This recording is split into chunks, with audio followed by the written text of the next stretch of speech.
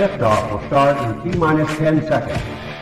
10, 9, 8, 7, 6, 5, 4, 3, 2, 1. We have ignition. It's time! 17 seconds from Game 7 or from championship number 6. Jordan, open, Chicago with the lead! I've got a piece of it. It comes off. The Chicago Bulls have won their 6th NBA championship. Tying run at second, 2 out. Palmero over the head of Jenks. Uribe charges, throws, out! And the White Sox have won the World Series. To the far side around the 8-yard line to Hester. Under it and to the middle with the 15 to the 20, break 3 to the 25 to the 30 to the outside. 40, midfield, 40, 30 to the coast, 20, 15, Hester 5. Oh! Touchdown!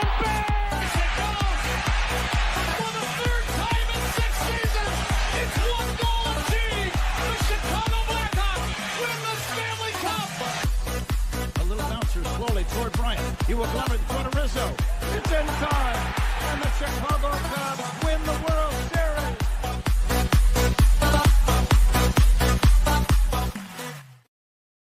What up, what up, what up? Welcome to Shawn and Maya in the morning on this House Music Monday edition. I'm your boy, the SuperBack, Shawn Sierra. Thanks for tuning in. If you're watching us on Facebook Live, well, then I guess you found us on Facebook. And if you're not following us on Facebook, what? Come on, go to Facebook, type in Sports Zone Chicago, click the like button, and now you're following Sports Zone Chicago. Simple. But wait, there's more.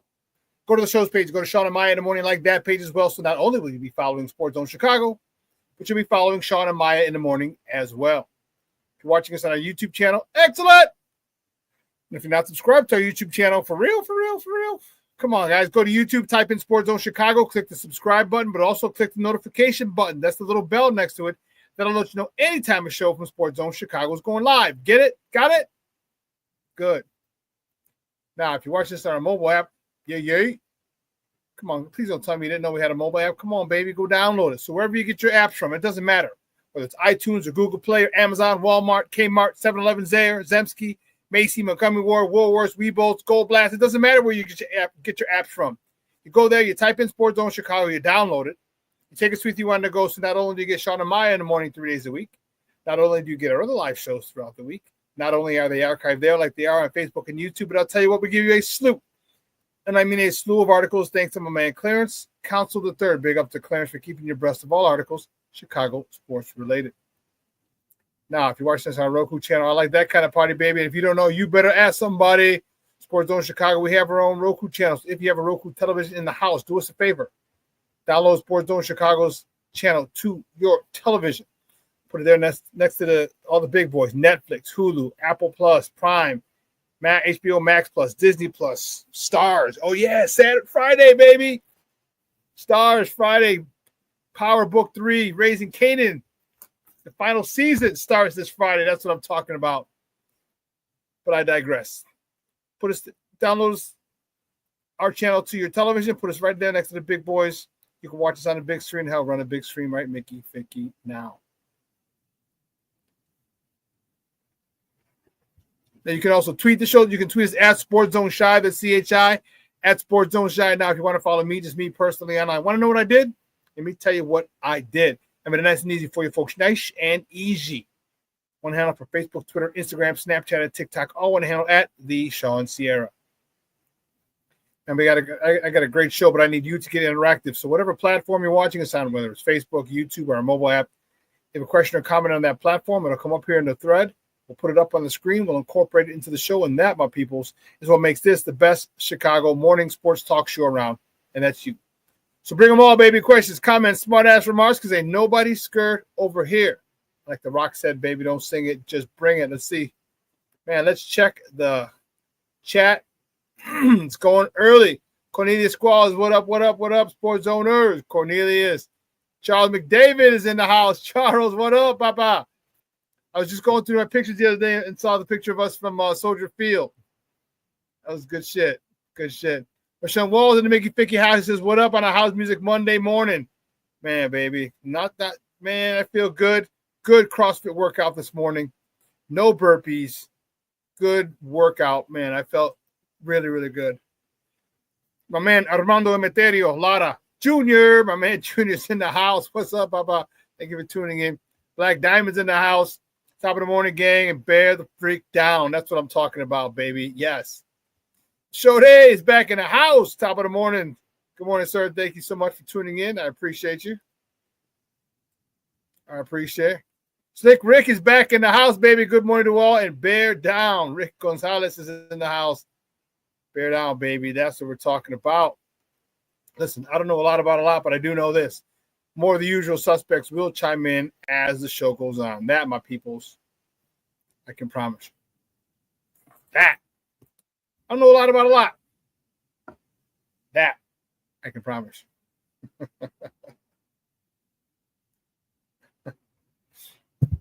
Man, we have a lot to talk. Woo! Got baseball to talk. Spring training's in full effect. Cubs are getting ready to get out of here, go to Tokyo, Japan. All right, White Sox, they're doing White Sox things. Bulls, Hawks, Bears, NFL draft. Shorty again, man. I'm sorry. You said you missed Friday show. I was traveling for my grandmother's funeral service Friday night. Yeah, so sorry again, man. Our condolences to you in the passing of your grandmother. Thoughts and prayers, man, to you and your family. So, more than understandable why you couldn't be here, bro. That's cool.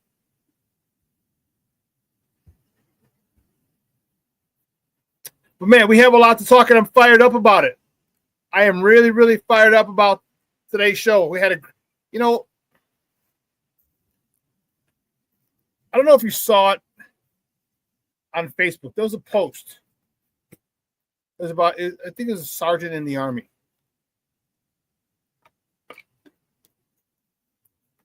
He was giving a speech. He says, he goes, if you want to have a good day, just start by making your bed. And it sounds so small. Make my bed. How the hell am I going to have a good day by making my bed? Because it sets the tone, it sets the pattern for the day. You get up, what needs to be done first? You make your bed. You go to the bathroom, you brush your teeth, get dressed. You've accomplished something pretty much initially as you woke up. So it sets the tone for the rest of the day for you to accomplish whatever you have to accomplish during that day. And I thought, I was like, wow, that's kind of weird. I mean, let me think about that. And sure enough, this morning I got up at 4 o'clock. All right. I didn't make my bed right away. Went to the bathroom, came back in, made my bed real quick. And man, it just sets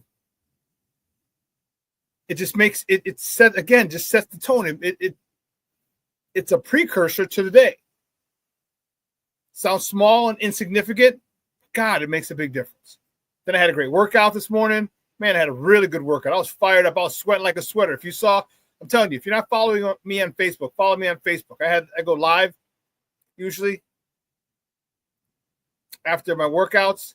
And man, I was sweating like a sweater, man. My whole shirt was wet. But it was all stuff in we did jump rope. We had dumbbell snatches from the ground. We did a little heavy today. We had wall walks where you walk your feet up the wall. It pretty much works your shoulders. You walk your feet up the wall. It's good stuff. And then I realized, man, I get to talk to you guys. I'm fired up. You guys are going to come and join me for a couple hours. And there's a lot to talk about, and we're going to have fun doing it. Rick, I work out 4 days a week. I go to cross, actually more than that, but Monday through 4 days during the week. Usually go Monday, Tuesday, Thursday, Friday, but depending on the workout on Wednesday, I'll look at those. Sometimes I go Monday, Tuesday, Wednesday, off Thursday, go Friday. But I've been going a lot more on the weekends now too. So I'll go on a Saturday, and I try not to go Saturday and Sunday because that'll give me Thursday, Friday, Saturday, Sunday, Monday, Tuesday. Yeah, and that's 6 days in a row. You got to take a break. But yes, I do go often. The Plankster's in the building. What's up, Papa? He's checking in. He's like, good morning, Shawn. Sports owners, bear down. I know it, baby. Bear the freak down. We're going to talk a lot about the Bears and what I saw at the combine or watching the combine. I wasn't down in Indy. I couldn't find someone to stay with my mom. Otherwise, I would have been down in Indy. Well, next year, we're definitely going to be down there. Go to St. Elmo's, the steakhouse that everybody is so famous for everybody to go to. So we'll go check that out. But anyway, my man Jay Grizz checking in. What's up, Jay Grizz? He's like, yo, morning sports owner and the SuperBack. What's up, Papa? How are you? Yeah, I saw your comment. It says, yeah, I make my kids make their bed every morning. Period. But man, it starts their day right. Now they've got something accomplished, and now they're in that mode. They're in finish mode. It sounds stupid. Something so small. But man, is it a big thing? Again, back to my coaching buddy, JJ Wright. You take care of little things, there are no big things. Just one little thing, brush your teeth. One little thing. All right, wash your face in the morning. One little thing, make your bed. Man, everything else just falls into place. Oh, snap. Aunt Mosh checking in. What up, baby? He's like, Shawn, good morning. Yes. I love it. Man. So we have a lot to talk, man, and it's Colts fans, you should be excited. You should be excited. You should really be excited. I know your guy didn't do anything yesterday. However, oh, snap. Levette Lee's checking in. Good morning, Mama. How are you? Thank you so much for tuning in. Check Happy House Music Monday, y'all. Thank you for tuning in. I appreciate it. You know, Cubs are getting ready to head. I think they're leaving next week to go to Japan, Tokyo, which is in Japan. And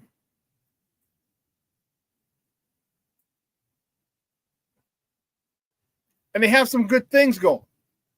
Yeah, you didn't get Alex Bregman, but your guy Matt Shaw is the third baseman of the future, and he had his first preseason game yesterday.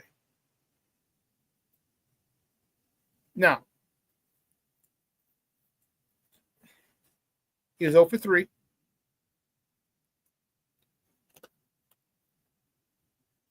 But I'll tell you what, good contact on 2 of the balls, 2 of those pitches. Grounded a shirt. I was going to say short and first. That's who he grounded out to first and second time. First time he grounded out to short. Nice contact. Okay, the second time he came up, he grounded out to first. The third at bat had some drama to it. Bases were loaded. Could have gotten his first major league hit or spring training hit. Would have driven in probably 2 runs, depending if it was a gapper, maybe all 3, maybe would have cleared the bases. But definitely one, most likely 2 runs. And he pops up to the first base. Anticlimactic. But I'll tell you what, it's a good sign. His oblique muscles, and they're doing a good thing with him. They're giving him every other day off. Or he's playing every other day, just to make sure they don't strain his oblique. I get it. I mean, there's a lot of torque. Swinging, throwing the ball, running. Get it. So he's off today, but we'll be playing tomorrow. And just by the contact that you saw, you should be pretty excited. Of course, you're not going to hit a home run every single time or in your first game. It doesn't work that way all the time. It's not reality. But the fact is he had good contact. Fact is he's not overwhelmed. It's good to see. And he's going to go through his struggles, just like every other rookie. But I'll tell you what, it's going to be worth it.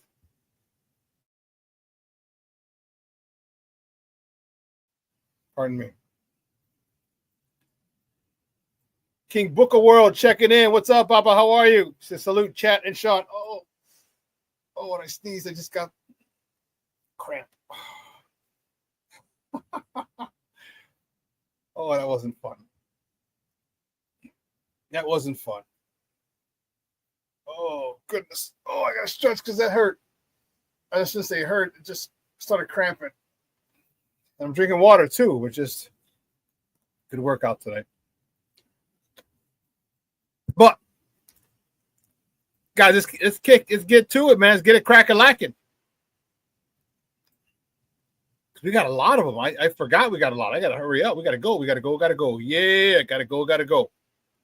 Guys, you know how we do the first segment of every show. It's called Top of the Morning. It won't come just when you want it.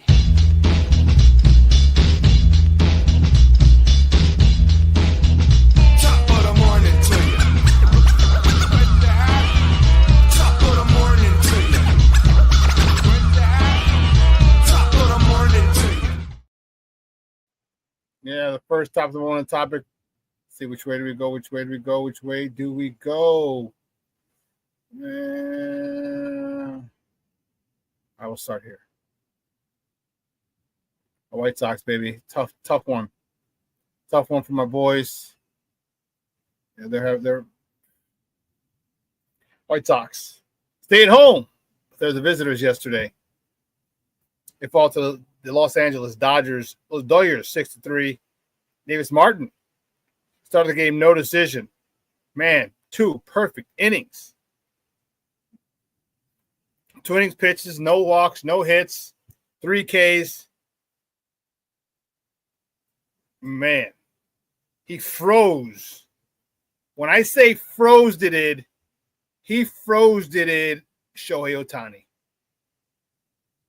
I was very, very impressed. I was extremely, extremely impressed.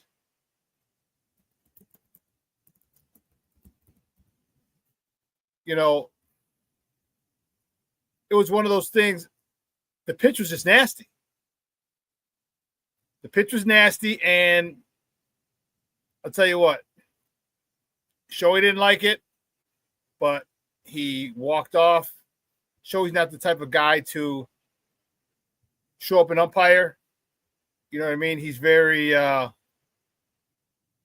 respectful of the game and of authority like that. But you got to see this. This is, wow.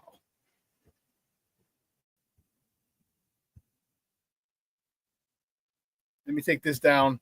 And you have to see this. This is a nasty, nasty pitch.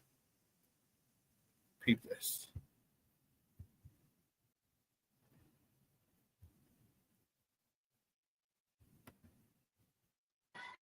Payoff pitch, backdoor breaking ball, got him. So Ohtani strikes out, and there's one gone. That was nasty. He did not challenge the call. Watch Looking this. for a breaking ball, set outside corner. The ball just to the outside Tipped corner. over. Or breaking ball, got him. Yeah, that was crazy. Not bad. Not a bad pitch by Davis Martin. This youngster's coming in. I'm liking it. I liked him last year. Okay, and I think he's gaining more confidence. Nick Maton 1 for 2 with a homer, his first of the year, driving in the second RBI of the spring. And Andrew Vaughn was 1 for 3, driving in his first RBI of the spring as well. Today, The White Sox are staying at Camelback Ranch, but they're the host team now. They are hosting the Oakland Athletics. Actually, the Vegas, what are they called now? Because they're going to be playing in Sacramento before they move to Vegas. Let's call them the A's. The White Sox host the A's at Camelback Ranch in Glendale, Arizona. First pitch today is at 2:05 p.m. Central. And I was mistaken. You cannot watch it on THSN. There you go. Let's get that out of there. But you can listen to it on their flagship station, ESPN 1000. Next top of the morning topic, Cubs. Cubs fall to the Cincinnati Reds yesterday 7-3. Boyd got the start. He got the loss. He's 0-1 on the spring. 2 1/3 innings pitched, 4 hits, 3 earned runs, 1 walk, 4 punch-outs. Ian Happ, 1 for 2 with a double, his third of the season, driving in his 11th, or his first ribby of the season, of the spring, excuse me. Allen was 2 for 3 with a double, his first of the spring, driving in his third RBI of spring. Baseball games don't stop. Starting today, the Cubs take on the Diamondbacks, Arizona Diamondbacks in Scottsdale, Arizona for their matchup today. First pitch is at 2:10 p.m. You can catch that game on their flagship station, 670 a.m.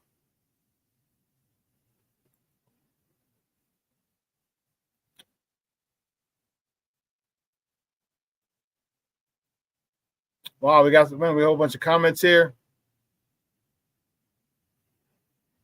Emma sticking up for supposed rookie GM and he whipped on some moves. It happens, just learn and grow. Okay.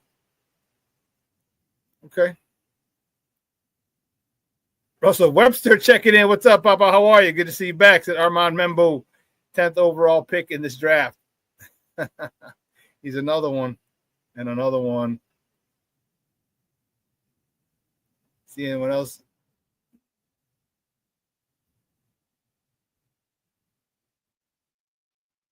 Okay. So that's it for the Cubbies. Yesterday, the Bulls. That's the next top of the morning topic. The Bulls fall to the Indiana Pacers. Man, that was a tough one. 127-122. I'm sorry, 127-112. Kobe White led the way with 26.7 rebounds. Josh Giddey. Didn't I tell you? Haven't I told you this dude flirts with a triple-double every game now? I'm really, really liking this game. 18 points, 9 rebounds, 7 assists. Matas Buzel has contributed 18 points, 6 rebounds for the youngster. I love it. Now, unfortunately, I have some bad news to report.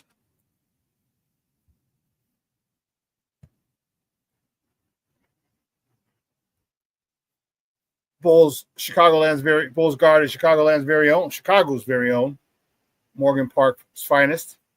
Ayo DeSumo is out for the remainder of the season. He's going to have shoulder surgery, and his season is over. It's a tough one because everybody likes Ayo.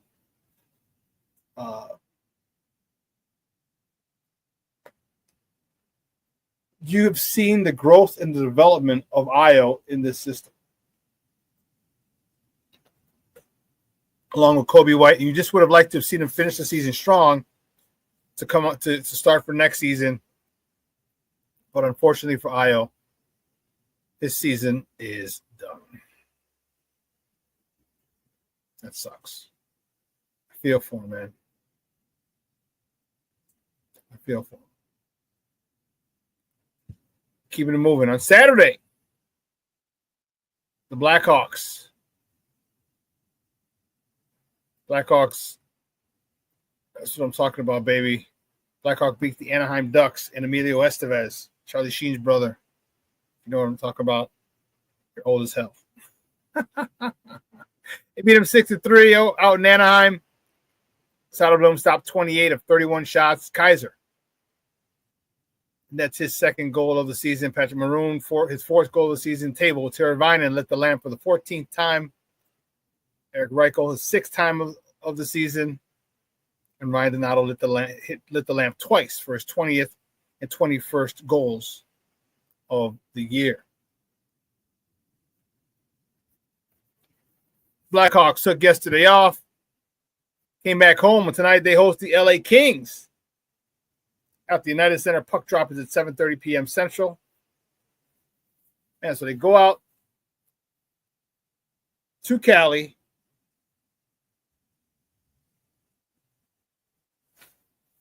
Play the Ducks, and then come home and play the LA Kings. That's funny. Interesting schedule, playoff schedule. But it is what it is. Puck drop is at 7:30 p.m. Central Time. You can catch that game on Chicago Sportsnet, or you can listen to them on their flagship station, 7:20 a.m.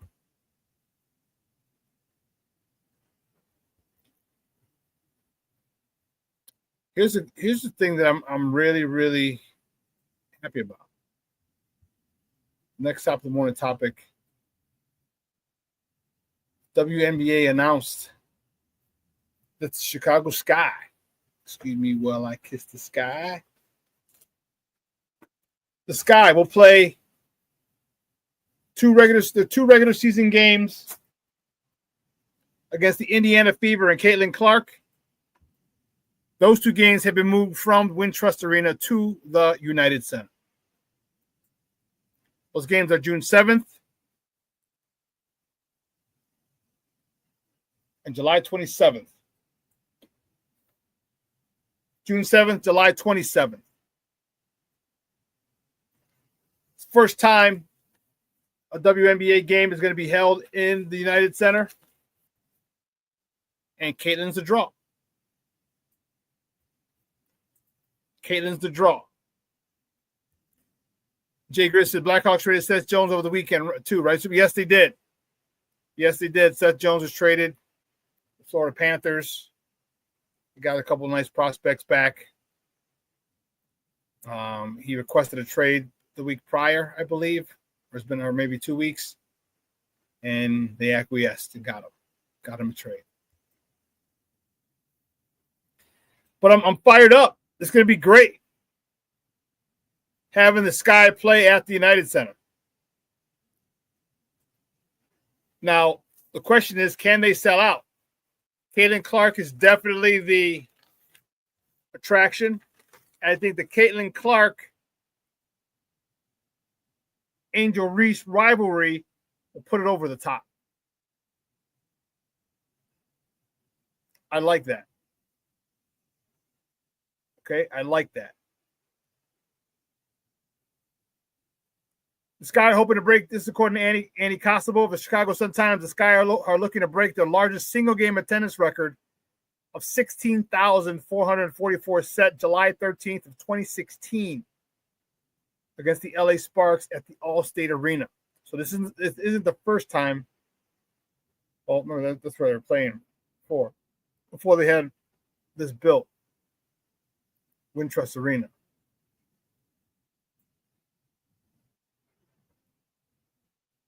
But the United Center holds 21,000. So can they get that? That would be dope. If they can fill that place, that'll be dope. Is it me? And it could very well just be me. Let me take this down. Is it me, or does there not seem to be as much hype about the WNBA this year? Maybe it's just me. I'm not sure. I hope it is just me. I hope the hype is still there. I hope so. I would love for that to happen. I'd love for them to break the record, break their single game attendance record with at least 20,000. At least that'd be dope. If you get 18, great. Because remember, for so long at the Chicago Stadium, I wish I had something to give. Who remembers the official capacity at the old Chicago Stadium? every time the Bulls would play, there'd be another sellout, and they'd announce this number every time because the Bulls were sold out for 10 years, 12 years in a row, something like that. Do you remember the official capacity number for capacity for a Bulls game? Whoever gets it, I will get you some. I will make sure you have something because that's a tough one. If you go back to that one, I'm impressed. I'd be very, very impressed. Listen, here's what we're gonna do. I got to take a quick break. I got to get the warden off to CrossFit. Give you guys a break from hearing my freaking voice for a couple of minutes. We come back. We're gonna finish up with a couple more topics on top of the morning. We'll talk a little baseball, a little basketball. At top of the hour, we'll get to the NFL scouting combine that just concluded yesterday down in Indianapolis. All right. So don't go anywhere, folks. Keep it locked right here. Shawn and Maya in the morning on Sports Zone Chicago.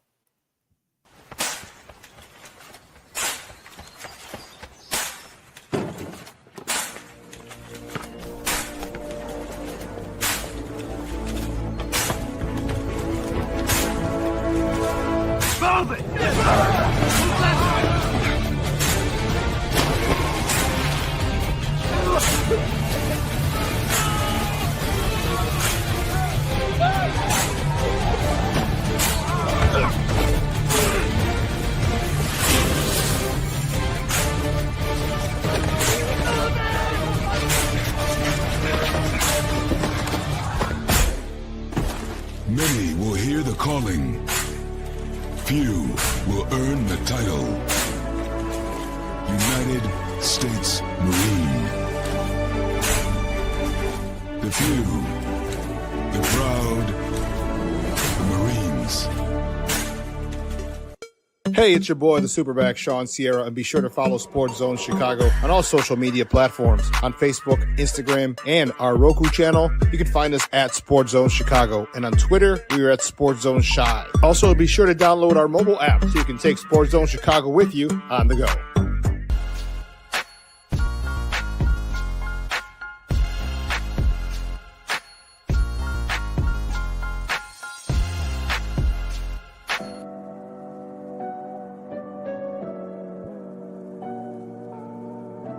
How do you take care of your mind health? For my mental health, I meditate in the mornings. I have my dogs. They're the best. I just find ways that help me just relax. Finding things that make me happy, like being close to my family. I meditate a lot and read books. I have hobbies outside of the game. I'm able to switch off. I'm able to turn my brain off from the game of basketball. Your mind health matters. Your mind health matters. We are looking for a few heroes, mentors, trailblazers, innovators, a passion to change lives, spark curiosity, open hearts, and awaken minds, help students answer the question, who am I? This could be your calling, but this is no job. It's the journey of a lifetime. Be a hero. Be a teacher. Mental health and learning disorders don't discriminate. 17 million children and adolescents in the United States live with disorders like anxiety, depression, ADHD, and dyslexia. Less than half get the help they need to thrive. Help the Child Mind Institute change these children's lives. Visit childmind.org.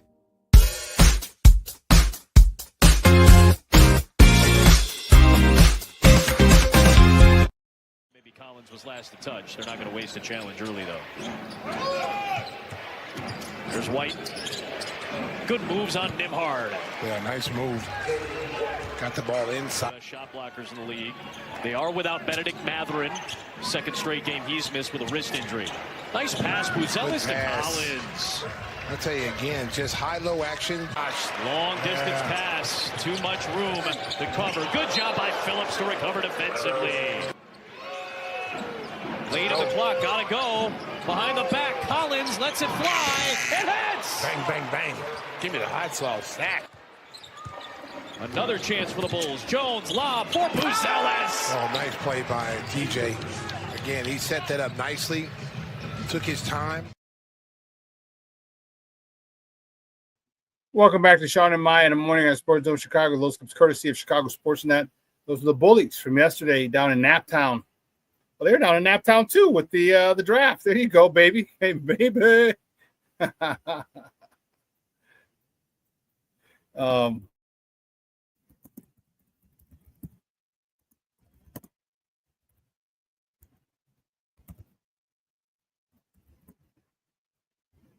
Here. Rick, 16,600. King Booker World, 16,229. Grizz, 26,000. Damn. He said if only you include standing room. Oh, that's way too big. The official capacity of the old Chicago Stadium for the Bulls played, 18,676. I remembered it because they would always, they would always talk about it. And today's capacity, today's attendance is something and something because you knew it was a sellout. Like I said, the games were sold out. Bears were sold out for,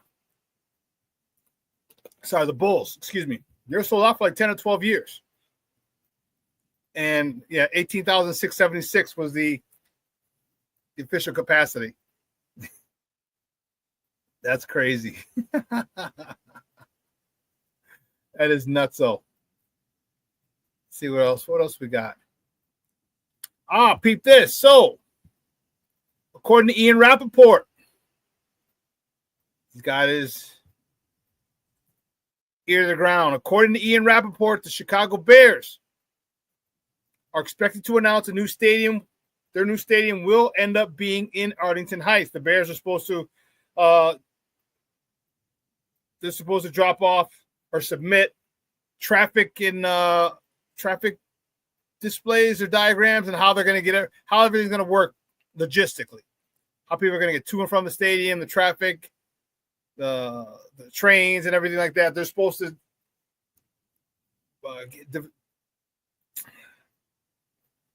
drop that off to here we go. All right, the guys are here for the warden. They're going to drop off those plans. So it looks like it is going to be in Arlington Heights. They already decided there was a tax break that was announced a couple weeks ago. They would work on the taxes. I'm still holding out. I know it's most likely going to be in Arlington, but man, I still want, if there's any way, shape, or form it could be on the lakefront, do it. It's just a different atmosphere. You don't want to go to Arlington Heights for a concert. Fudge. I'm going to go like Soldier Field. Who am I going to see at Soldier Field this year? I don't think anybody. I'm going to Milwaukee. See Billy Joel. But I'm just going to make a night of it. Go out to dinner up there, grab a bite, catch a concert, grab a hotel room, and then come back in the morning. But that's apparent. So apparently it is. They got what they wanted. They're happy with the tax issue that they had a problem with, and they're gonna do it. Okay, good.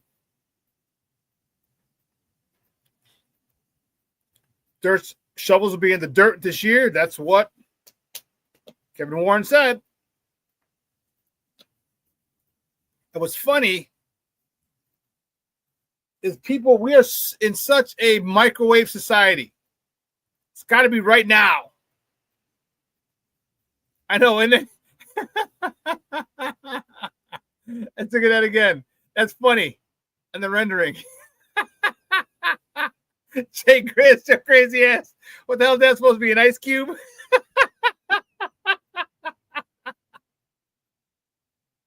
Oh, that's classic, bro. An ice cube. That's hilarious.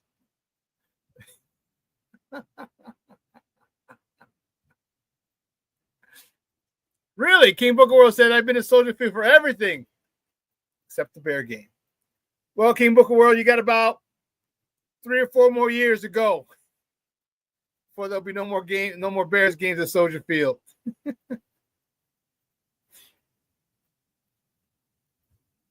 Mr. Shorty says, Booker, wow, I've only been to Soldier Field for one thing other than a Bears game, a concert. Yeah, so I've been there a few times. Like Bears games, obviously. I coached in the Prep Bowl back in 2010. We played there. My Curie Condors were the Public League champions. Saw Madonna there in high school.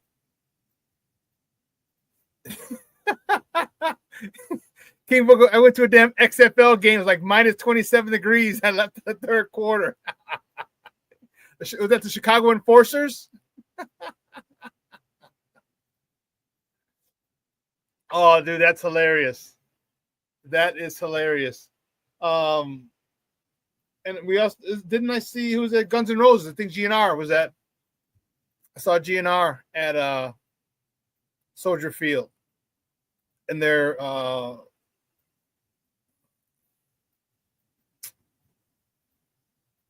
what was the tour called? No Way in Hell tour. No Way in Hell tour. That was about 7-8 years ago when they first started going back. I remember it because that was the first time that Guns N' Roses was going back and on the road because they got back together. If you're a Guns N' Roses fan, you know many of us are of that age where we grew up in that. You know the big hair bands, and GNR was one of them. And I grew up. You know a lot of my guys listened to in the weight room and shit like that. And the reason they broke up was,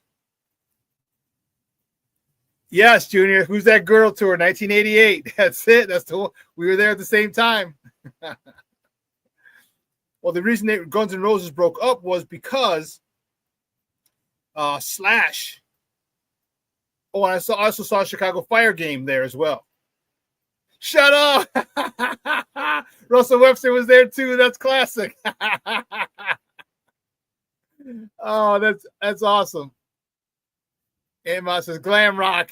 The big hair band of the 80s. Actually, no, Slash had the hair. But anyway, Slash did a lot of work with Michael Jackson. All right, he did a lot of guitar work on Michael Jackson's songs, and Axl got pissed. Him and Axl fell out over that because Axl was sexually abused as a child. And so that they had a big falling out over it. Like, apparently it was like, how can you work with all the rumors that were going around about Michael Jackson and Axl was sexually assaulted as a child and they broke up. And a few years after the breakup, they asked if they would ever tour again, because that's where you make your money, is touring. Not with your album, with your touring. And he said no way in hell. No, not in this lifetime. Not no in hell. Not in this lifetime. That's what he said. It was a not in this lifetime tour. So when asked by, I don't know what publication the reporter was from, they asked, would you guys ever consider going on tour again? And Axl Rose said, not in this lifetime. And so they named it the Not in This Lifetime tour because that was the quote that he said that they would never go on tour. So that was the first time they were back, and it was dope. See, I've been to concerts there. I didn't play in Soldier Field. I would have loved to have done that. That would have been a great thing. Because remember they used to have they started this after I graduated. They started having 3 games in like late August. 3 high school games to start the season. 3 Catholic League games they had, but we never. Again, that started after I graduated. I graduated in '89. My last playing season was '88, so they didn't have that. Because think about it, you rent it for the day. It's one price. You get 3 games. That's 6 different fan bases. That's 6 different fan bases you can charge in a Catholic League. Catholics always got to get their money. Catholic League, all you got to get their money. Jay Greer says, I saw Notre Dame and lose to Northwestern, Soldier Field in 92. That was my last year of college. I graduated in 93. Dude, that's crazy. That's crazy. Well, the NFL Combine is in the books. There were some good performances. Here's one of the things that is this our guy?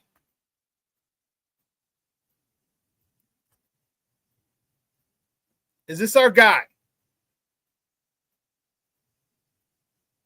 And I ask you that because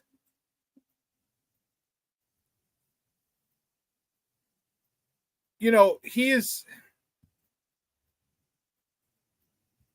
Here you go.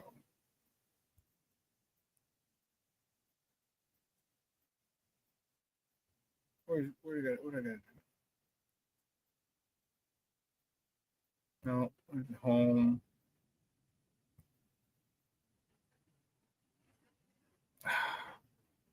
There we go. Here we go. So I ask you that because of this. Okay? Tell me you don't just tell me this is the kind of guy that you want on the Bears. Tell me this isn't the kind of guy you want as an offensive lineman. Just tell me that. Just tell me that. And I'll leave you alone. Listen to what he had to say at the combine. It's legal assault out there, and I love football because the brand of football that I play, guys not love football anymore, and I do that every down by really just giving them my all and letting them know I'm not going to let up. So the thing I love the most about football out there, and I love football because it's legal the assault. Brand of football that I play, guys not love football anymore, and I do that. It's legal assault out there.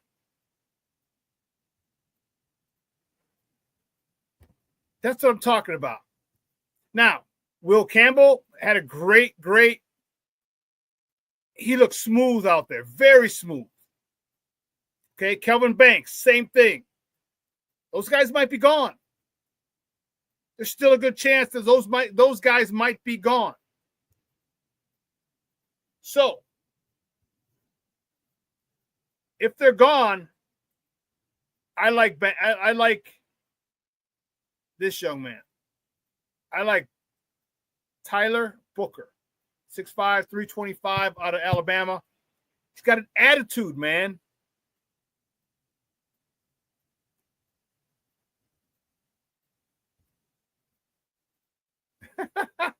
King Booker Will says his name is Booker, so yes.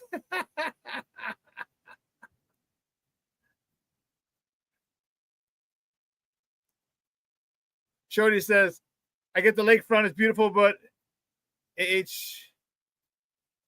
Arlington Heights makes more sense for them monetarily, and I'm partial because it would be so much easier for me. Yeah, I don't give a shit about billionaires being it makes sense for them. All right? How many times, how long have they screwed us with bullshit repetitive cycles that aren't conducive to winning? So I'm not worried about it monetarily for them. They're a $6 billion franchise. They're okay. I would just like the lakefront. I couldn't give a rat's ass if it's monetarily better for them. Fuck them. All right, you get stupid. You're still messing in people's business. Ryan Poles wanted to fire Eberflus at the end of last season, and yet they ran up the poll and said no, don't do it. So he couldn't fire him last year. That type of shit that I'm talking about. No. I don't care. I still love if Kevin Warren could somehow, some way keep it on the lakefront, that'd be great. It'd be great. Russell Webster. I love Booker, but Membu put up a 9.99 RAS score that has polls written all over it. Membu looked good yesterday.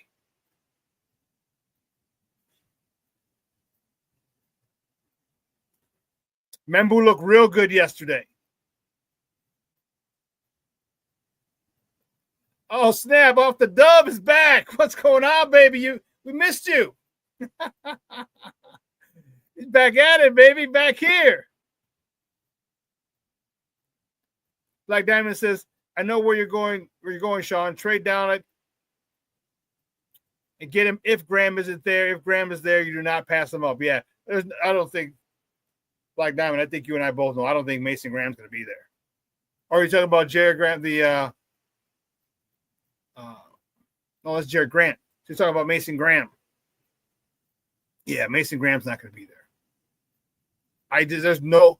I find it very, very, very difficult to see Mason Graham falling all the way to 10. Yeah, I just don't. I don't see it. I mean, hell, if Mason Graham's there, I get you. I'm there. But man, there's so many good offensive linemen that have come out or that are coming out in this draft. You know, here we go. I think I put it out yesterday.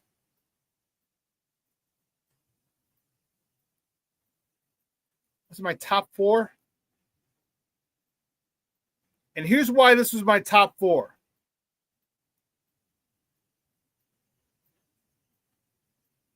Son of a biscuit. Where did I post that then? Or was it just in my buddies group? Might have been just my buddies group. Yeah, it was. Okay. That's why. So my top 4 were this.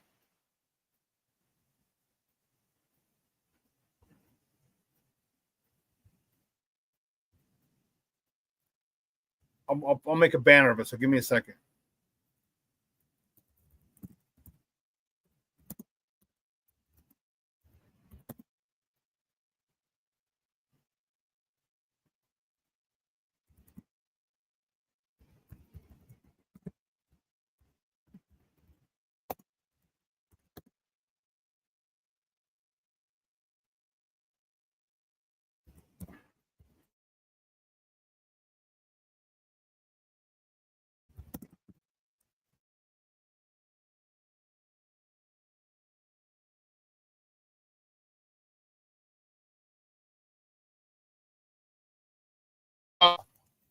Sorry.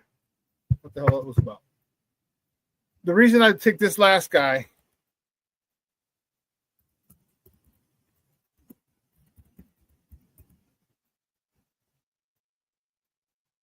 Yeah.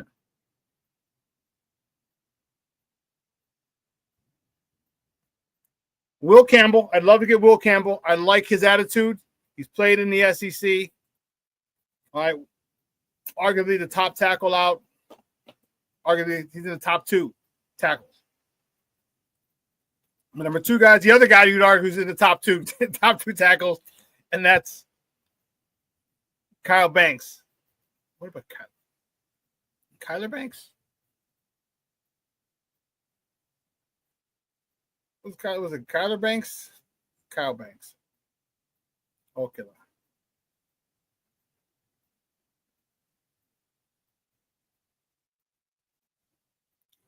Kyle Banks.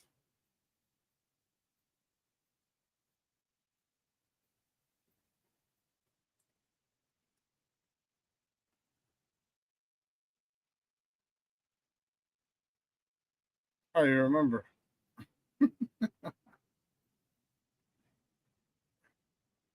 guys are going to tell me, I know. Kelvin. Or is it Kyle Banks? The hell's wrong with me, psycho?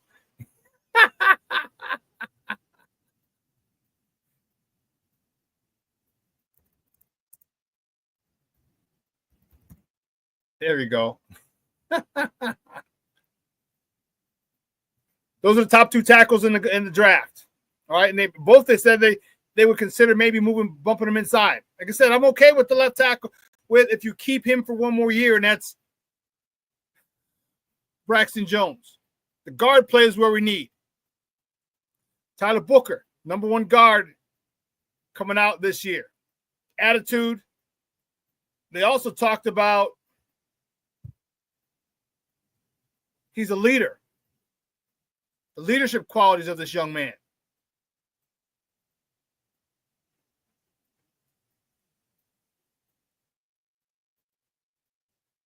Leadership qualities of that young man. And then,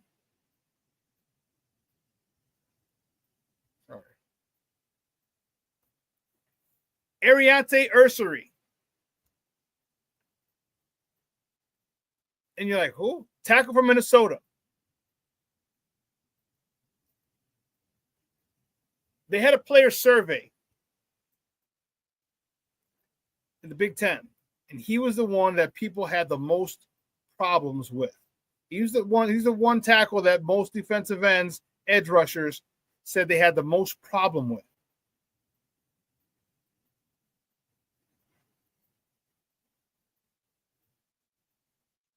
Now, I don't know if he's going to be able to be around in the second round, in round 2.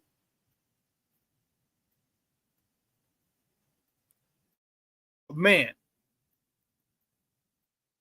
when you're getting a guy from a Big Ten or the SEC, even the ACC, and the people in that conference say this is the guy that gives them the most problems, I'm taking a long, hard look. So I'm going to go more into his tape in the next couple of weeks,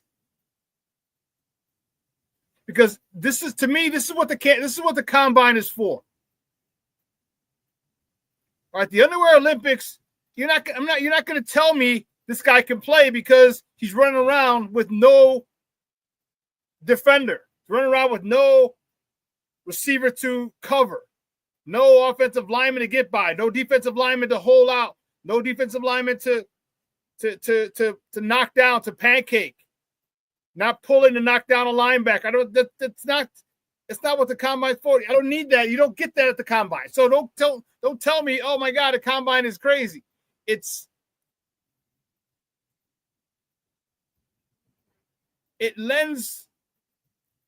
solidifies your belief in these young men because you can see them now. Or it really opens your eyes to guys that you may have overlooked. You go to a smaller program, it's easier to get overlooked. Excuse me. It's easier to get overlooked. Now, exactly what I said about Ariante Ursary is what you guys should do and what a lot of people should do now. Like, wait a minute, I saw him. They said, because they mentioned that in the broadcast.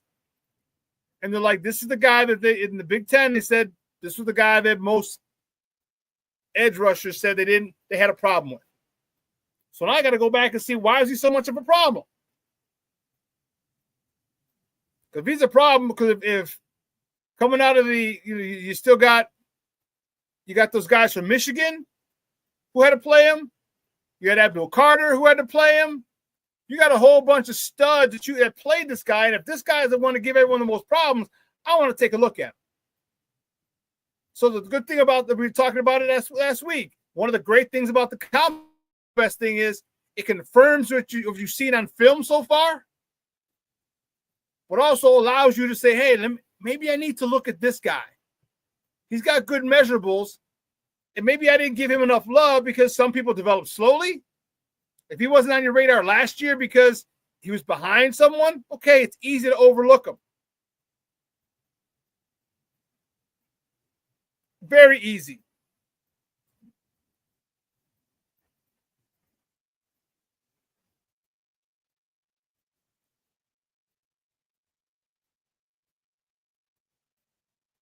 The lakefront would have cost the taxpayers, though, too, Shawn. No, the Bears were going to put up $2 billion for the stadium. I mean, even so, let's be honest. Let's keep it a buck. Everyone worries about, my taxpayer dollars. Okay. Think about all the other shit that they're doing. Think of all the money that people are skimming off the top. The aldermen, the city. At least we would have something for your dollar.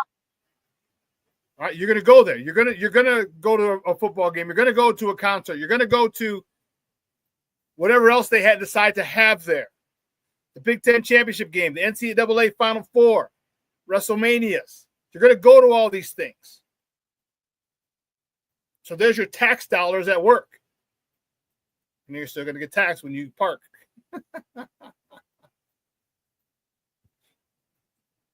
So I don't really, people talk about, I get it,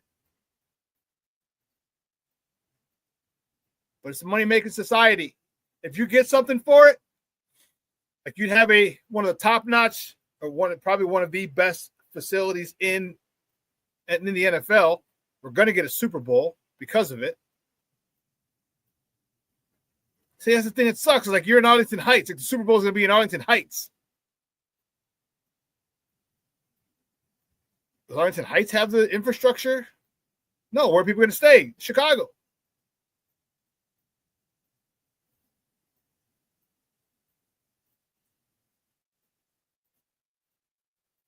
You know, what do you mean, Chris? Even the Super Bowl. I mean, that's where if it's going to be in Arlington, people are going to stay out there. What are you going to do out there? People are staying in Chicago. They take the train out there. They'll drive out there.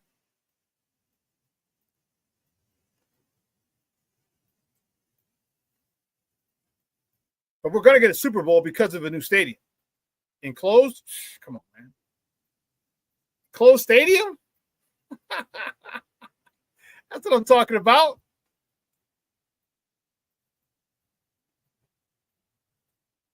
Oh, I said, don't think they're going to have the Super Bowl here if they move to Arlington. Oh, they're going to have a Super Bowl. Oh, they'll have a Super Bowl. Hell yeah. That's one of the perks of getting a new stadium built is to have a Super Bowl.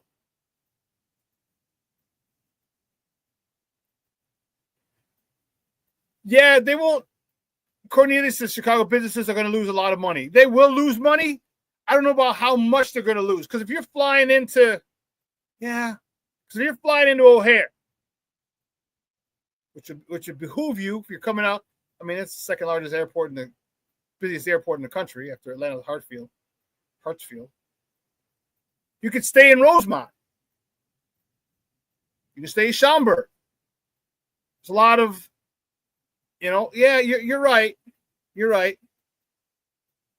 And Rosemont's set up. Like, you don't need to leave Rosemont. You got all the hotels there. You got all the restaurants there. You got the outlet mall there. You don't need to leave Rosemont and take a 30-minute trip to Arlington Heights. I don't even know how far it is from Rosemont to Arlington Heights. 20 minutes?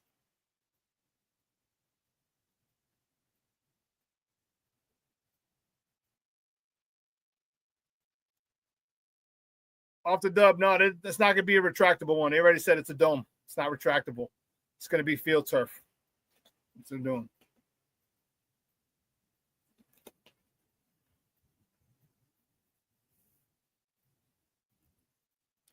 Chris says, well, nobody wants to go to boring as Arlington. I agree.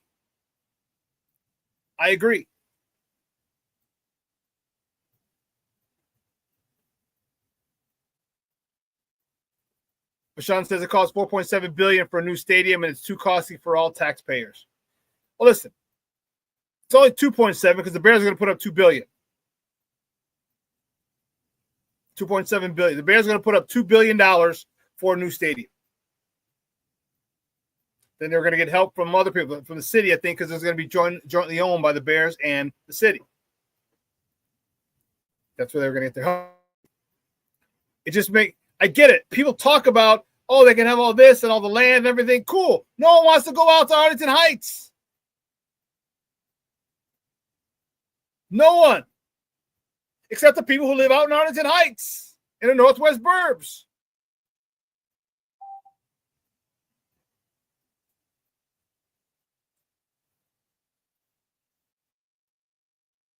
Off the dub. You know how bad the police are out there for us? Well, just make sure you ain't out there when it ain't a Bear game. Make sure you ain't out there when there's no Bears game going on.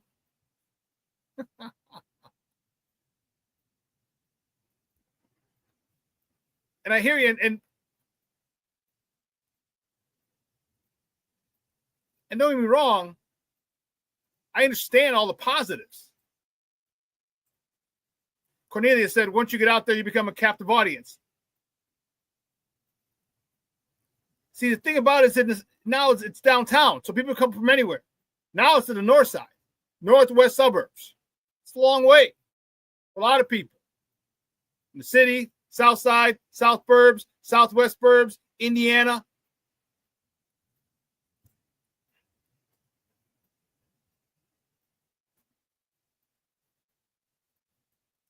it seems like they're going. It's finally going to be Arlington Heights, but man, I'm still holding out hope, man. Keep my fingers and toes crossed that Kevin Warren can pull a rabbit out of his ass and get it on the lakefront. How awesome would that lakefront look? How awesome. With that stadium, you saw the renderings. The north part of the stadium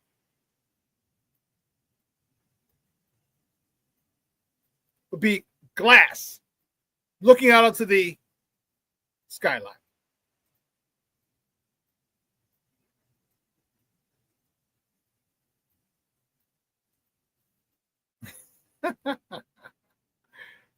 King Booker World says, Arlington Heights, home of the Chicago Bears in medieval times. That's a Schaumburg, I think. You're fool.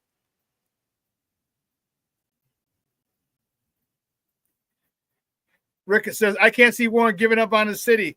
I don't either, but here's why. Was he just using that as a ploy? As a leveraging tool or as leverage? Because remember, they bought the land before they hired Kevin Warren. Then they try and screw him over with the tax thing, and that's why Kevin was saying, well, guess what? We're going to the city. He was very adamant about it. Now, was it just a ploy? I don't know. But it got me fired up. It got me fired up.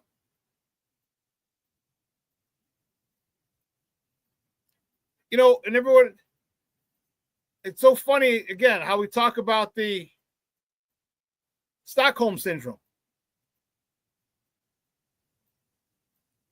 For those of you who don't know what Stockholm Syndrome is, it's when you become empathetic to your people who kidnapped you or oppressed you, your oppressors. So you're like, oh, but they're good people. They feed me well. They take me to the bathroom. When you start having feelings for them. What have the Bears done for us? Except charge you 10% increase for season ticket holders after losing 10 games in a row this season. Through the market analytics that we've looked at, get the fuck out of here. They're charging you 10% more for season ticket holders. I was with one of my guys.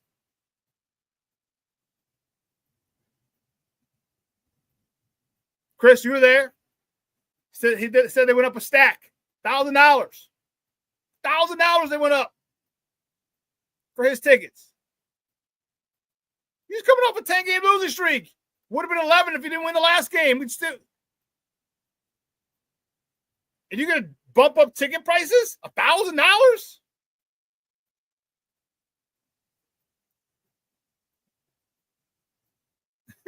Shorty, and look at your face just cracked me up, Shawn. Yeah, Arlington Heights would be very fun to visit for a Super Bowl.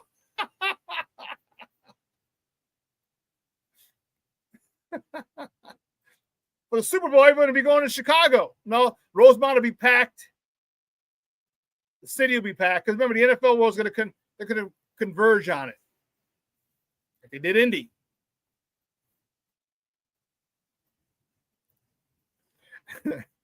King Booker World said, all my suburbs run together after Lombard.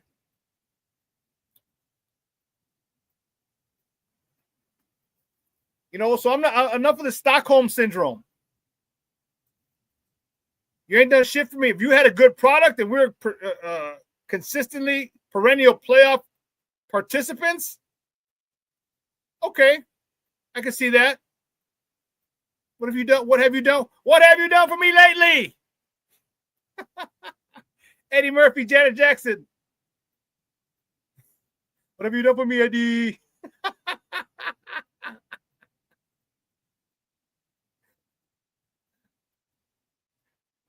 Chris says, we're going to have to bet all the skunks, deer, and other wildlife out there. Man, imagine a skunk gets run over or killed. King Booker will know what I'm talking about. Foo-foo.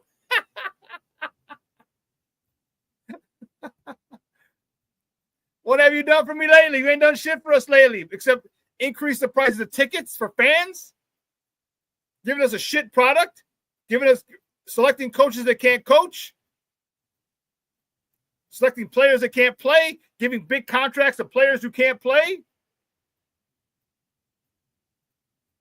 That's what you've done for us.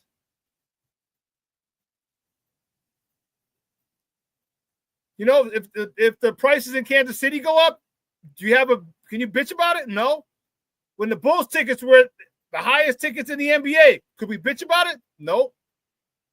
Why? The Bulls are winning ships. We had Mike, we had Scotty, we had Horace, we had Rodman, we had Phil Jackson, we had Kerr, we had Paxson, we had Hodges, we had Stacey King. Give him the hot sauce, Funk. Uncle Cliffy, Cliff Levingston. We had all those guys. Did you care about the ticket prices? No, because you knew you were going to see a winner. You knew they were going to win. Blackhawks, 2013, 2010, 2013, 2015. Ticket prices were through the roof. Think people cared? Nope.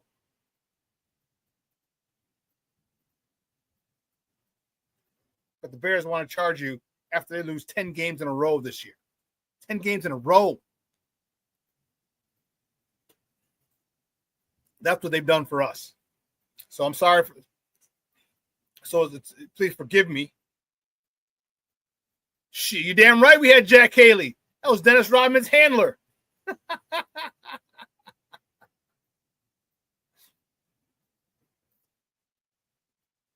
Yeah, Shorty. The shitty part is that taxpayers will soon be paying for Soldier Field, the bonds, after they're playing in Arlington Heights. Or might as well play in the city then. You know what I mean?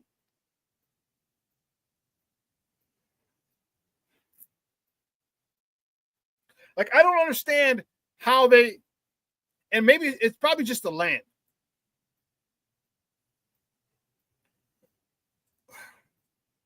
Because they're pretty much landlocked. You know, there's, like I said, the McCormick Place is unavailable. It's owned by the Chicago Pier and Exposition Center. Let me double check. Let me get to the X. Who owns?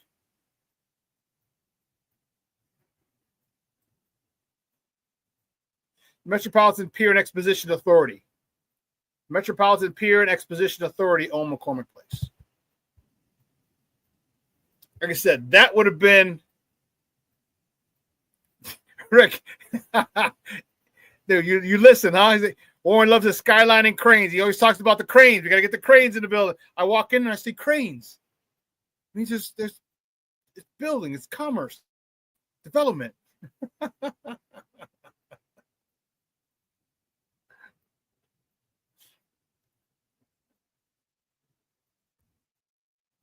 Chris says you got one of the best skyline. No. Not one of. Take that one of out. Best skyline in the world. The chance to build a stadium where you look out at it while the teams play. What other stadium offers that in the NFL? I agree.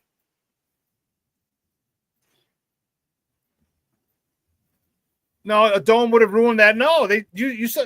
Come on, Shorty. You saw the renderings. One whole side, the north side of the stadium was going to be glass.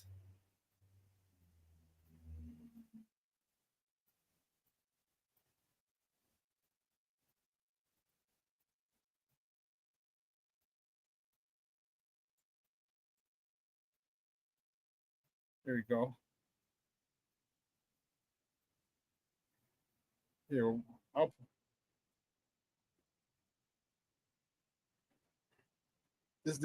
this got me excited, and I know it just, to me, makes sense from a fan's perspective. I don't give a shit about the Hallis perspective.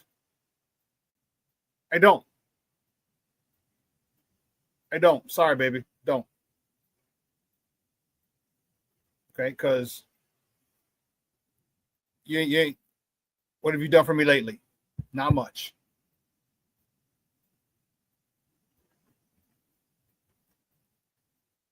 Not much. But let's get back to it. Let's get to the combine. Let's talk about some of these people up free agency too, because there was a big trade in the NFL. Huge trade. Huge. San Francisco 49ers traded disgruntled wide receiving superstar Deebo Samuel to the Washington Commanders for a 5th-round pick.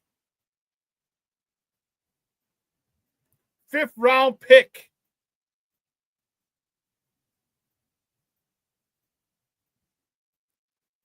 Now, not only do you have scary Terry McLaurin to throw to, now you got Deebo Samuel that you can throw to, hand off to, screen to, shovel pass to. There's a whole bunch of things you can do with this joker. And Cliff Kingsbury has to be like this. Like Mr. Smithers or a villain. Sitting there with a villain rubbing his cat like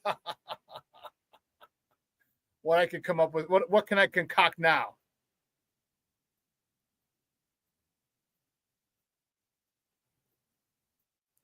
Is it going to work how Washington thinks? Don't think it's going to be a good addition to the franchise?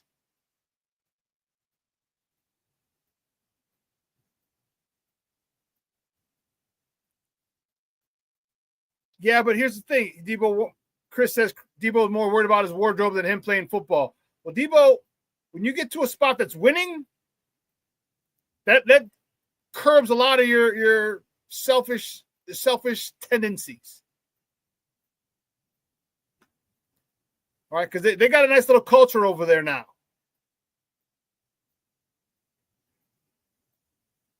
They got a nice little culture over there.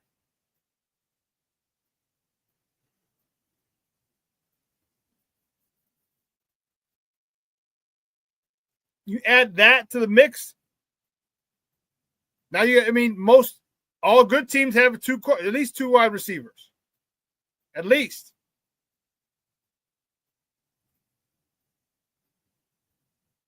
Why do you think the Chiefs are trying to find that second one?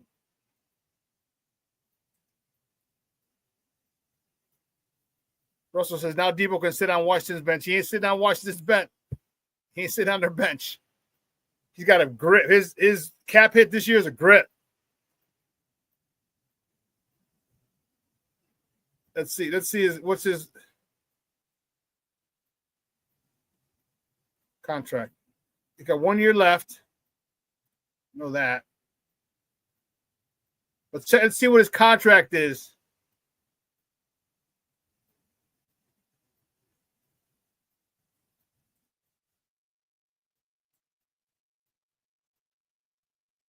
Wow, $15.8 million cap hit.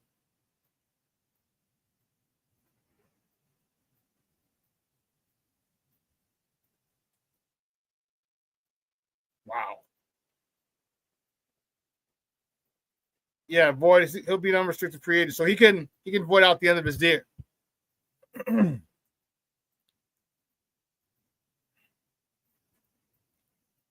Chris says, I believe he doesn't want or care about football as much as he once did. A change of scenery can help. When you get stuck in the same rut,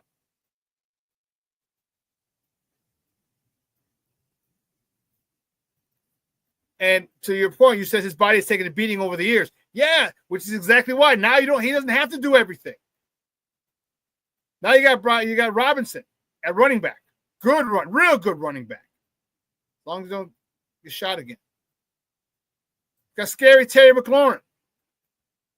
I can't remember who their tight end is as well. So you got options. They're not going to ask you to do all that anymore. He's got help. Deebo's good but overrated. I think he's a really good player. I think he's a really good player. I mean, because of what Chris talked about, is him taking a beating. He can do everything. Jet sweeps, bubble screens, digs. Then he can run all the route tree, run the entire route tree as well. Thank you, Rick. Zach Ertz. There you go. Zach Ertz. Now there's a nice little tight end there as well. So you got help. That offense is nice. Didn't they just get to the NFC Championship game this year? Didn't Washington just get to the NFC Championship game this year? to face the Eagles? Didn't they face the Eagles in the NFC Championship game? Now, I agree. It's all going to depend on Debo's buy-in. It's all going to depend on Debo's buy-in. If you want to win, then check your ego at the door. Stop playing around. We're here to win. And I'll tell you what, because they got to the NFC Championship game, they got that mindset. They got that mindset. I'm telling you, they're not going to put up with any type of bullshit. Nor do they have to. You're a fool. He said, King Booker World said, I'm just still mad Debo helped beat me to championship one fantasy year. 1 year for fantasy football. That's why you don't like him.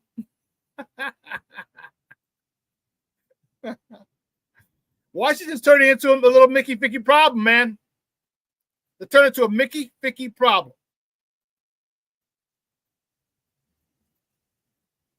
But I'm okay. I'm okay with that.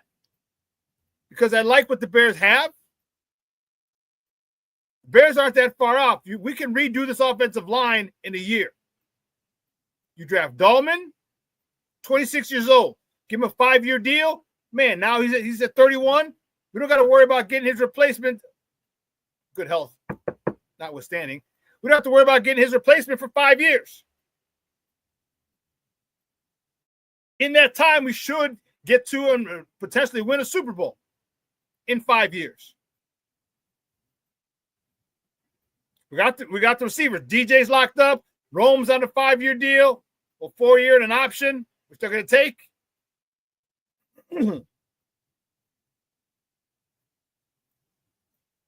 Cole Kmet just signed a deal before last season, I want to say. They got him locked up.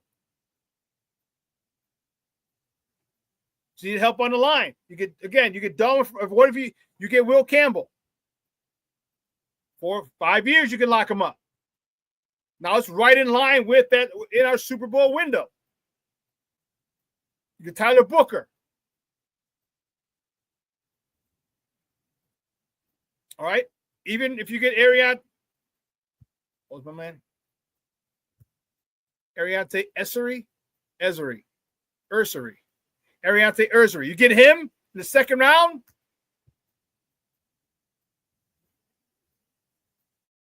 Give him a 4-year deal.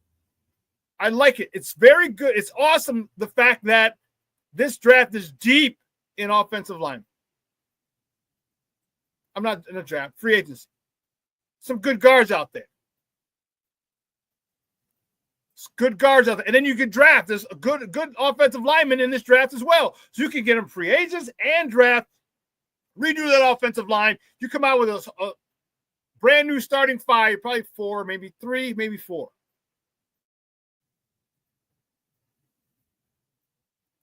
I mean, because what if you draft Will Campbell and you decide to kick him in the guard? Kick him in the guard. You sign Dahlman. You sign Dietzer or Dietler from Detroit. You can draft another guard in the second round. Get an edge with the other second round pick. Told you, I'm good with Braxton Jones for another year. I'm good. It's not that bad. He's an above average left tackle. He's at his ceiling. I think with better players around him, he'll be even better. Because you all work in unison.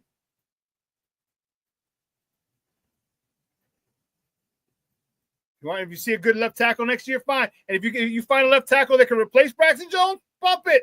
Sorry, Braxton. Ryan Poles has already won that draft pick. To get a 5th rounder, 6th rounder, when was he? 5th or 6th round? To start for 3 years, 4 years at left tackle? Come on, man.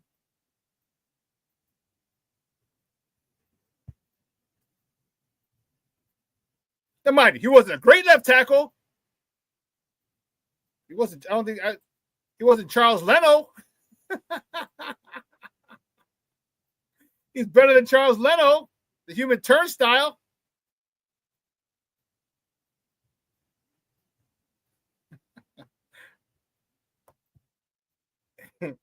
Airtight hearsay? Is that what you're talking about? A man, Ariante Ursary?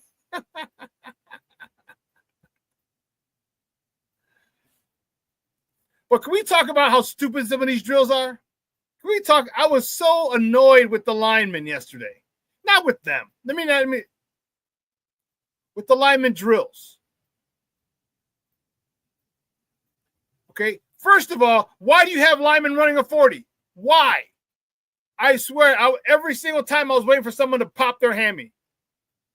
I was waiting for one of them big boys to pop their hammy and set them back a couple of months. Thank goodness no one blew out a tire. Linemen don't run 40 yards down the field ever. If you're running 40 yards downfield, it's because you're going to celebrate with your teammates. Not in the field, not during the play. You don't run downfield 40 yards. So that's stupid. Then the one on the ground, the wave drill.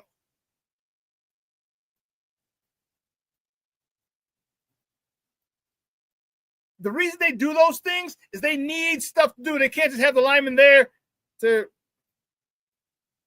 run their 40 and bench. This is why film is so important. This is why film is so God blessed important.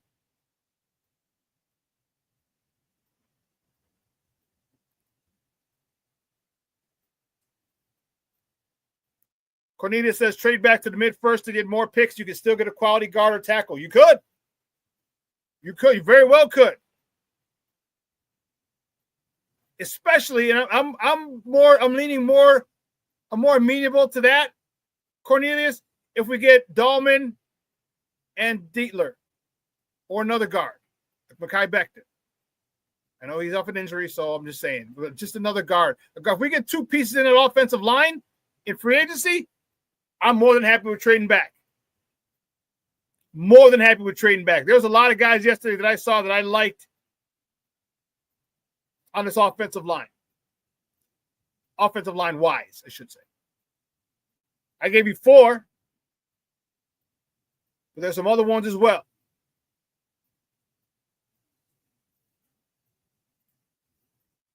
Because you have to remember, it doesn't matter if this is the best guard out there. Remember what I said about Trey Smith? They need the best guard, best available guards for the scheme that they're going to run. That's the $1 million question. Can they fit in the scheme that we're going to run? Because if they do, then you draft those guys. And they might be 3rd or 4th best guard and or tackle. And that's okay. But if they fit this scheme and they blend and they gel with the rest of their starting 5 on that offensive line, if the rest of the other 4, then it doesn't matter. Yes, we all want the best, but you don't necessarily need the best. You need the 5 best. The 5 best who work together. Like a hand in a glove.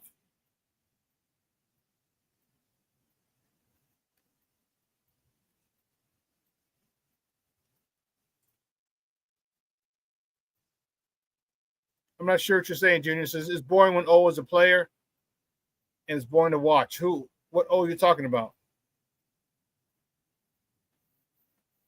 You're saying it's boring when I was a player. You're watching the combine. Are you talking about the weight drill? And then they have the screen drill. Where you back up, hit, or you're pushed down and you go out.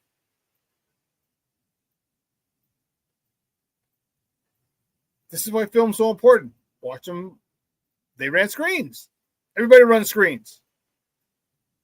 So go watch, pull up a screen. You have guys who you have hey, give me all the screens they have from these 3 games, these 5 games, whatever. You have a guy, splices them together. Yeah. I'm wondering. That's a good question.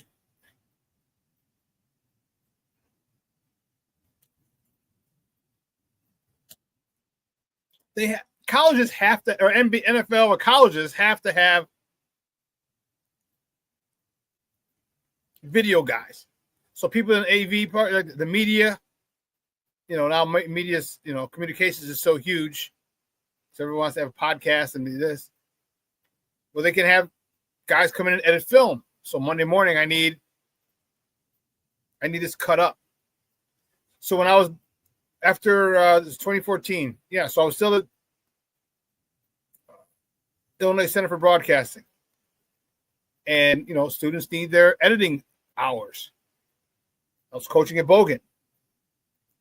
We had after a game, we send a tape over to one of the youngsters who did it for intern hours, and they had cut up all the film. 4 ways. One was all offense. One was all defense. One was all special teams.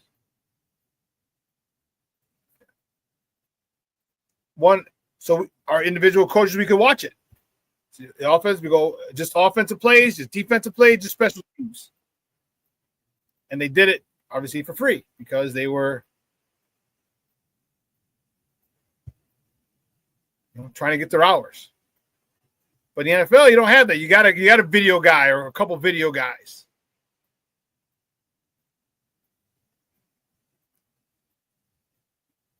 I just kind of lost where I was going with that. I lost where I was going with that. We were talking about the combine and some of the drills that they are running. And it's not a good representation. I know what's that other quarterback that what's his name? Jackson Dart, isn't it? Jackson Dart, isn't he the anyway, I think he had a good combine. But you also have to I think it is Jackson Dart. It's tough. It's very tough, and here's why. Quarterbacks, you're supposed to be able to hit all these receivers, hit various receivers that you've never worked with.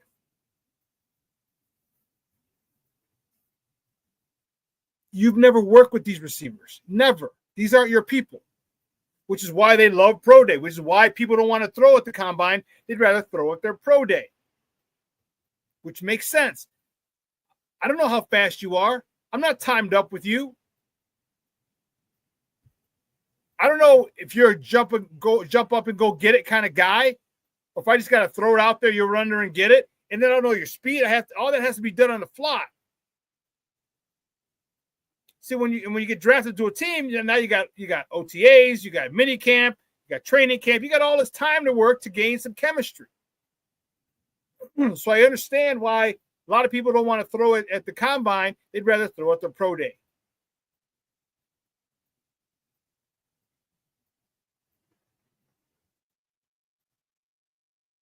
It just like Shedeur Sanders and Cam Moore didn't throw it. They want to throw it at their pro day. I get it.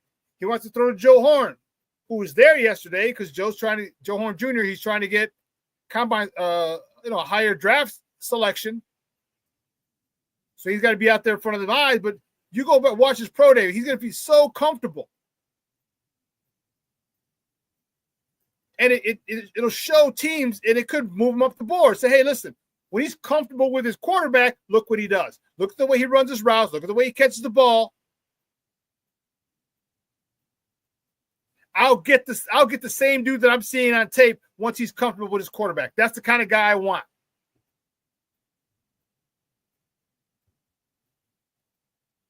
So it's tough for quarterbacks. Riley Leonard. Who was the lefty?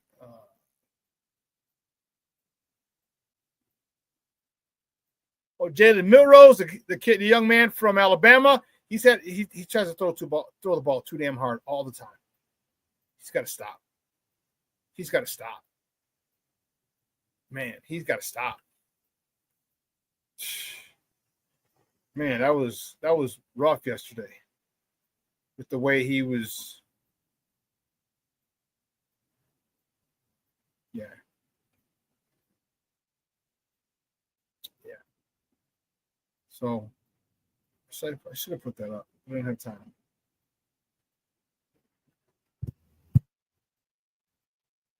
You know, I liked this year. I really, really delved more and paid more attention to the big boys. All right, because obviously we need it. We need offensive line help, and apparently we have an issue evaluating offensive line.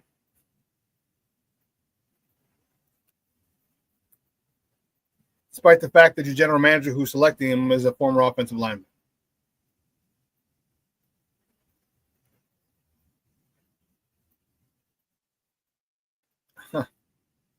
Shirley says, I'll ass off if Cleveland takes Shedeur Sanders after listening to Prime bitching and moaning about Caleb going to the Bears and how he won't let his son play for a cold weather team. Yeah. Yeah, I don't think that's happening. I think they're getting Abdul Carter, Cleveland.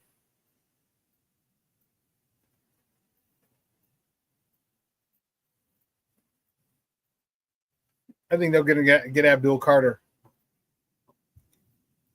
And that'd be a freaking one hell of a mess. Deal with the disgruntled Myles Garrett and Abdul Carter. If Myles Garrett stays, and Cleveland says they're not trading him, so find out. You know, I like. Did you guys see? They had the one center, the kid from Texas. Gotta hope Cleveland takes him. Prime would pull. He would pull a revolt. Prime would tell his kid, "Nope, you sit out. You've already made how many millions of dollars in your NIL deal? You can live off of that. You can live off of that. As a young kid, a 22-year-old kid, you can't live off a couple $1 million? Come on. Come on.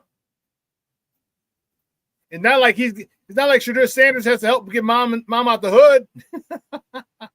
You come from money. You come from money. So you don't need to get mom out the hood. You got money. You got money in the last couple of years at NIL, a couple $1 million. You're good.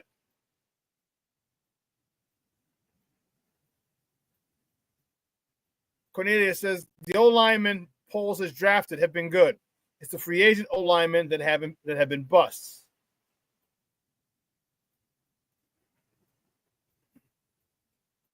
Yeah. Done all right. Wasn't it Darnell Wright and Braxton? The only two, really? Small sample size. You know what I mean? Small sample size. I don't know. The free agent lone lineman, big time busts. Bust or they're hurt.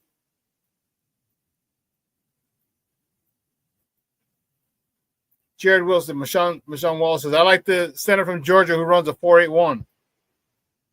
That was Jared Wilson.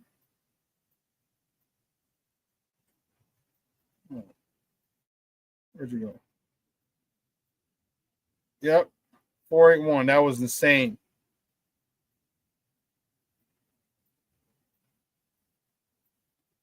Yeah, he was moving too, boy. He was moving. You got the center from Georgia, Jared Wilson. You have is it Pryor, the young man from Texas, is a center as well, left-handed center.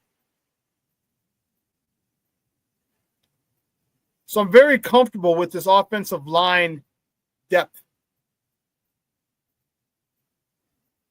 And Cornelius, you're right. The jury's still out on Amagaji. It still is. We don't know. He could be a stud. He could be a stud at guard. Great feet. Maybe not great for an offensive tackle. But maybe it turns into him being a pretty good or even great guard.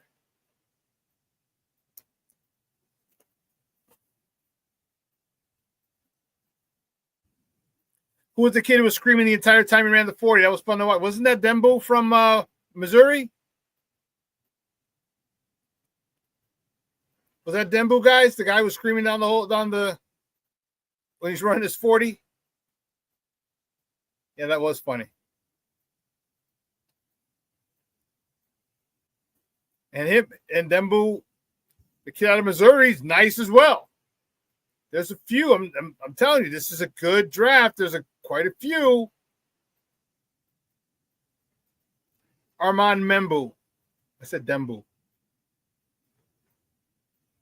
Armand Membu. I think he was the dude who was running down screaming. I'm in much better spirits today after watching this combine. Knowing we have so many draft picks, 7 draft picks, 8 picks this year?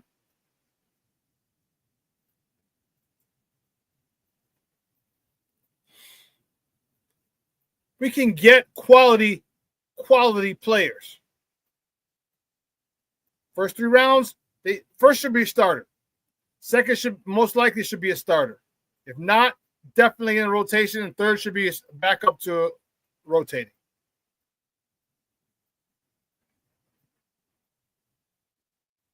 Cornelius is pounding the table for Kieran Amagaji. He's got all the measurables. Kieran just has to get healthy and have a full camp. Well, yeah, he's got the measurables. So do a lot of other people. Is he going to be good? And so I'm wondering.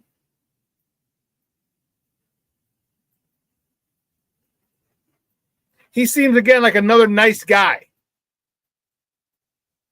I'm tired of nice guys. Give me football players. And some of them aren't very nice. Some of them have a chip on their shoulders. Some of them just have a bad attitude.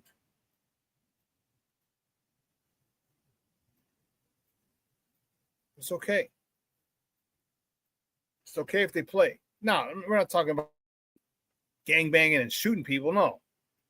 But come on, you don't need to. Hell, some of the owners aren't even choir boys. Half was going to get and rubbing tugs. Come on now. Stop holding these players to a standard that's unrealistic. They're human. They make mistakes. Stop holding them to a standard that is unrealistic.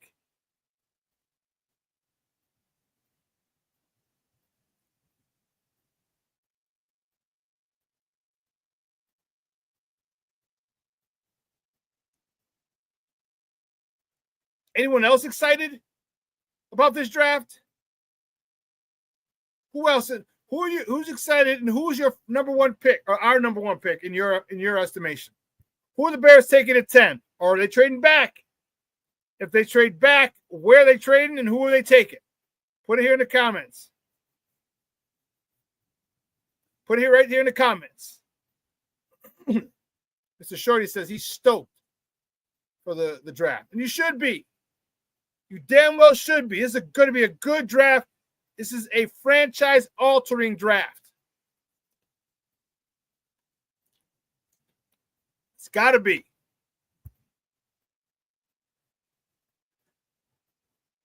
Yeah, Junior says Armand Membo was the guy screaming during the 40. Yep. The guy with the shorty says, I think they trade back and take Simmons. The kid from OSU, Ohio State, is recovering from an injury, if I'm not mistaken. Yeah, Grown Man Christmas. I'm fired up about it.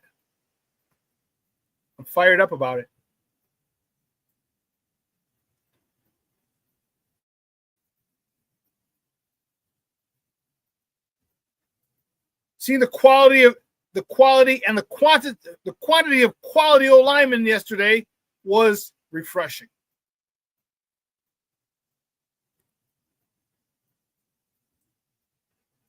it was refreshing. Because there are quite a few, and you're like, wow, people can't just take linemen. They got to take defensive tackles. They got to take linebackers. They got to take edge. They got to take DBs. They got to take running backs. People still need quarterbacks. Like, wow, that's a lot of different picks. There's going to be a lot of these guys later in the draft. Now, if the Dove says trade up and take the best defensive superstar. Well, you got to see how free agency plays out. And there comes the dilemma. With number 10, do you trade back? Do you keep it? If you keep it, what if Will Campbell and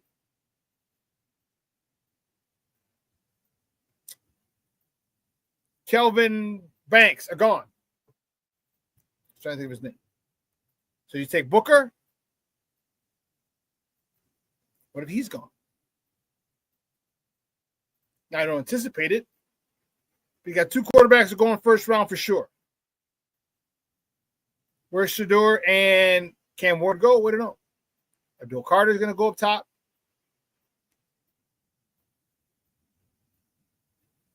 Who's going to be the biggest surprise? Who's going to make a move in the first round?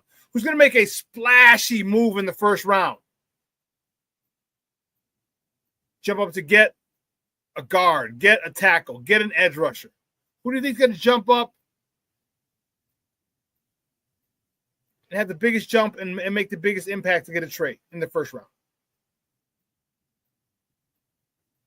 I got to think too.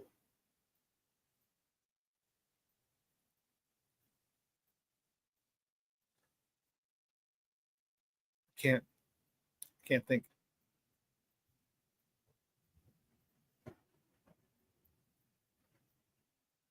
But we have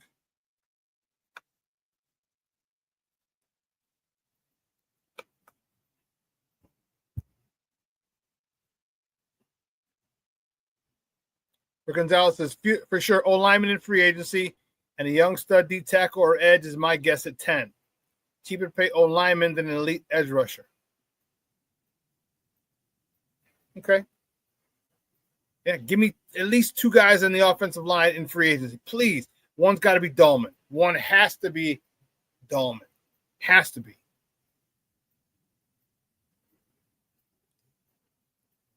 Has to be.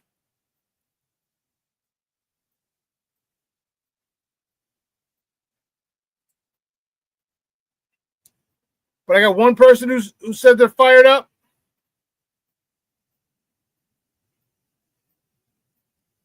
Because imagine what Caleb can do if he has time.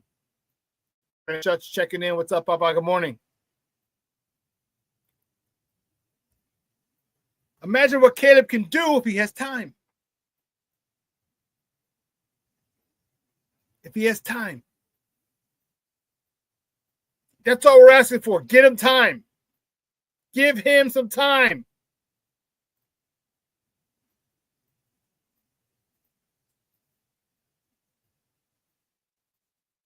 I think it's going to be an interesting offense. First year, play caller, still trying to learn. I'm not play caller. Let me take that back. First year in the new system for Caleb and everybody else on this offense. It's going to take a minute. Maybe start gelling week 8 to 10, somewhere in there. Hopefully your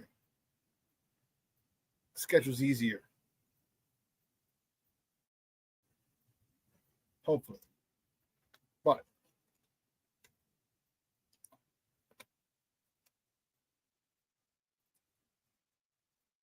this offense is going to, I'm hoping, look like a true offense. If it starts to look like, and it's not going to look like Detroit, but if it starts to move like Detroit, where they start scoring points, and they come together a lot quicker than we anticipate, and I'm not putting all my eggs in that basket that it's going to, but that's still a valid possibility. Bears are in a good spot. All right, whether you're talking with the stadium, still wanting this in the lakefront. Whether you're talking with the direction of the franchise, you got a new quarterback, a franchise quarterback, who, despite all the craziness in his locker room, Still had a decent year. You got the hottest coach in this coaching cycle. Sounds like Jay-Z. I got the hottest girl in the chain. Where am I game? Or, I got the hottest girl in the game. Where am I chain?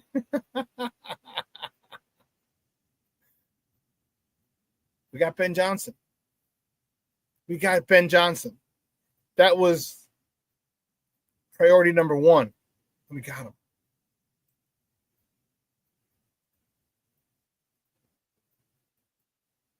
We got him. Now continue to be as good as you were in Detroit. Continue to be innovative. Continue to be unorthodox. Continue to be you. Because the you that I think you are is a hell of a play caller, can scheme anybody open. You did it last couple of years with Detroit. Now I want it done here. Now I want it done here.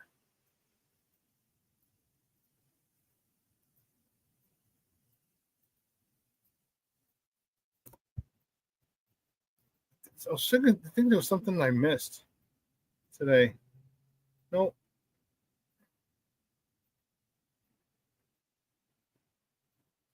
Oh, okay.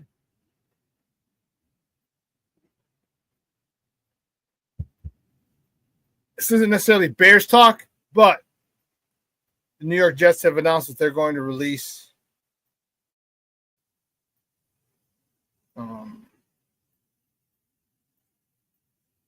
Davante Adams. This is according to Ian Rappaport. He said the Jets are now taking calls on big-name wide receiver Davante Adams, open to trading him prior to the start of the league year. No surprise with his 38.2 cap number. If they can't get a daily deal, they're expected to release Adams, who can now rejoin his quarterback Aaron Rodgers with a new team. So if they can't find a trade partner, like, all right, we're just cut our losses. Cut our losses. I'm anxious to see how this plays out. Pardon me.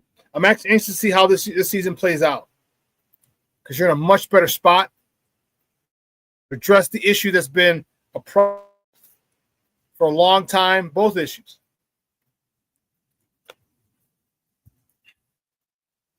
The main issue is the offensive line, because that would have given any other preceding quarterbacks a fighting chance.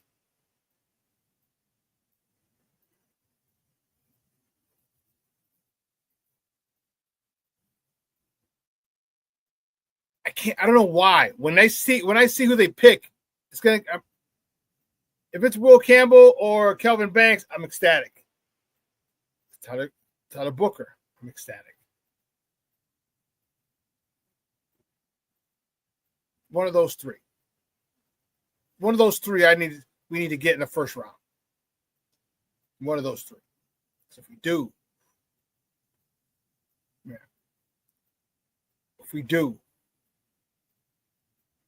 this season's going to turn around quick, fast, in a hurry. So, man, dude, 3 hours is come and gone. Unbelievable, guys. Guys have been phenomenal. Chat has been on fire. Happy birthday, Monica. Hey, Monica and Jeremiah. About to wish you a happy birthday. Oh, my goodness. Guys, thanks for tuning in. I appreciate it.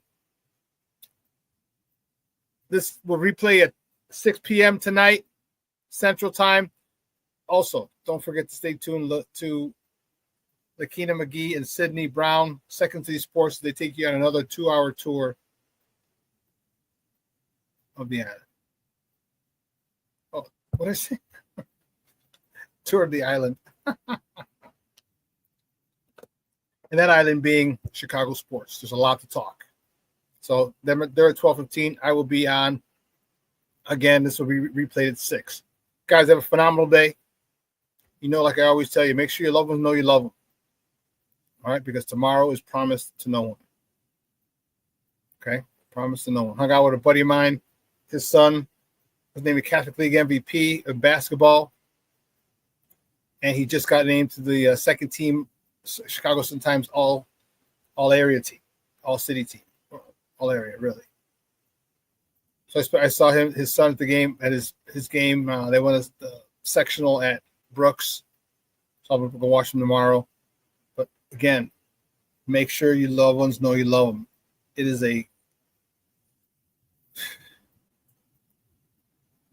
this thing we call life is fast, goes super fast.